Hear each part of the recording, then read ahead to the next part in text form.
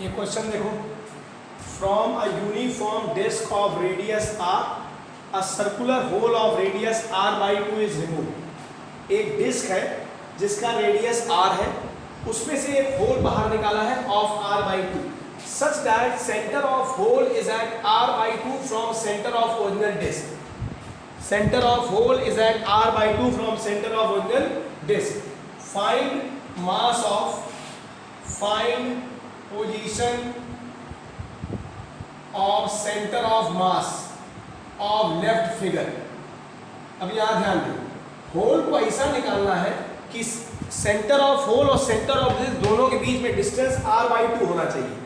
Centre of whole और centre of disc के बीच में डिस्टेंस r/2 होना चाहिए। ये डिस्क है जिसका रेडियस r है, उसका सेंटर ऑफ मास उसके सेंटर पे लाई करेगा। ये होल रिमूव किया है, ये होल रिमूव किया है ऑफ रेडियस r/2। होल का सेंटर और डिस्क का सेंटर दोनों के बीच में डिस्टेंस r/2 होना चाहिए, तो होल ऐसे ही रिमूव किया जाएगा। या तो होल यहां से बाहर निकलेगा या तो यहां से बाहर निकलेगा। बीच से होल बाहर नहीं निकल सकता क्योंकि दोनों के सेंटर के बीच का डिस्टेंस r/2 होना है। अब आ जाओ, O है सेंटर ऑफ मास जहां पर पूरी डिस्क का मास लाई कर रहा है। O dash centre of mass of hole है, होल का सेंटर ऑफ मास उसके सेंटर पे लाई करेगा। जब तुमने होल ये बाहर निकाल दिया तो कितना डायग्राम बचा? अब ये डॉटेड डॉटेड डायग्राम बचा। इस डॉटेड डॉटेड डायग्राम का सेंटर ऑफ मास कहाँ माना है? O2 पे शिफ्ट हुआ है। ओरिजिनली O पे था और उसको माना है कि वो O2 पर शिफ्ट हुआ है।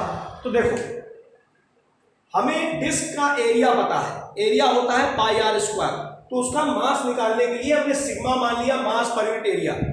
जैसे ही मास पर यूनिट एरिया के साथ एरिया का मल्टीप्लाई करोगे उतने पोर्शन का मास आ जाता है। फॉर एग्जांपल, अगर कहीं पर लिखा है 20 kg/m², तुमको ये क्या दिया है? मास पर यूनिट एरिया दिया है।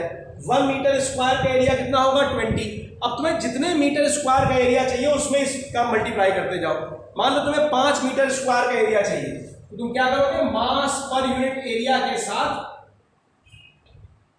उस एरिया का मल्टीप्लाई कर दोगे जितने का तुमको मास चाहिए। इसी तरह से अगर हमको लेंथ पता होता तो हम वहां पर मानते हैं मास पर यूनिट लेंथ, ठीक? क्योंकि हमें यहाँ पर एरिया पता है, होल का एरिया पता है डिस्क का, तो यहाँ पर हमने माना sigma mass per unit area of disc. Mass of disc कितना होगा? Mass per unit area into area of disc πr²। ये ओरिजिनल मास ऑफ डिस्क है। होल रिमूव किया है, मास ऑफ होल रिमूव, उसको माना है, सिंबलाइज किया है m1 से। सिग्मा पाई उसका रेडियस r/2, स्क्वायर कर दो πr²/4। ओरिजिनल डिस्क कितना था? मास इतना रिमूव कर दिया तो कितना बचा? ओरिजिनल से रिमूव माइनस किया, उतना ये दिखाई पड़ रहा है वीडियो में, फोटो भेजी वो देख लेना। तो m2 जो बचा sigma πr² minus sigma πr²/4, उसकी वैल्यू आई 3 सिग्मा πr²/4। अब तुमको O डैश पर मास ऑफ होल लाई कर रहा है जिसका वैल्यू है m1। O2 पर मास ऑफ लेफ्ट फिगर लाई कर रहा है जिसकी वैल्यू तुमने निकाली है। अब now taking moment about O, m1 into O dash पर मास क्या लाई कर रहा है? m1 into O dash. O2 पर मास लाई कर रहा है m2 इंटू O2। इसको याद हो, 7th 8th में पढ़े होंगे। Moment of m2 about O is equal to moment of m1 about O। m2 की वैल्यू निकाली है 3 sigma πr²/4 into O2। m1 की वैल्यू निकाली है πr² सिग्मा/4 इंटू O डैश।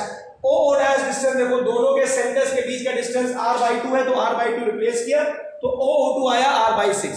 यहां छोड़ दो, आंसर सही है। और ज्यादा रिफाइंड आंसर देना चाहते हो क्योंकि सेंटर ऑफ मास लेफ्ट पे शिफ्ट हुआ है, ओरिजिन के इस तरफ आ रहा है, इसलिए -r/6 कर दिया।